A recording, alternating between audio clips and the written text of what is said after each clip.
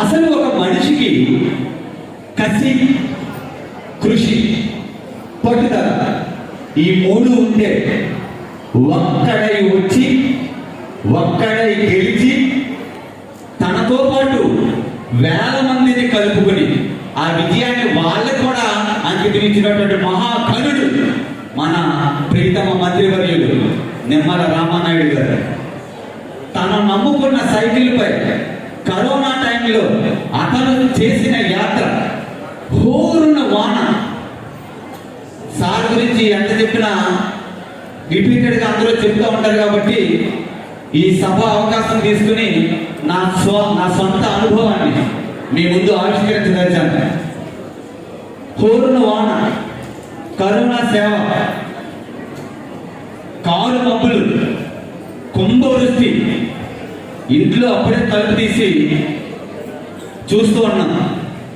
ఒక పసుపు చొక్కా వేసుకున్న ఆయన ఒక గొడుగు వేసుకుని సైకిల్కి ఎదర ఒక ఫ్రేమ్ పెట్టుకుని ఎన్టీఆర్ది వెళ్ళిపోతాడు. అతను తప్ప ఎవరూ లేదు.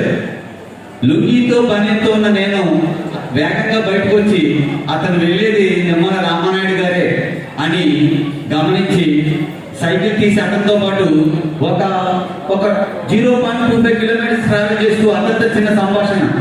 సార్, ఇంత వానలో వెళ్తున్నారు, ఒక్క టీ చుక్క తాగలేదు కానీ సార్, మా గుమ్మాలో మా ఇంటి దగ్గర ఒక్కసారి ఆగండి అంటే, సమయం లేదు తమ్ముడు, సార్ నేను వస్తాను సార్ మీతోటి, ఒక్కళ్ళే ఉన్నారు కదా. లేదండి, మీకు రేపు స్కూల్ ఉంటుంది, మిమ్మల్ని నమ్ముకుని అక్కడ పిల్లలు ఉన్నారు, మీరు వాళ్ళకి సేవ చేయాలి.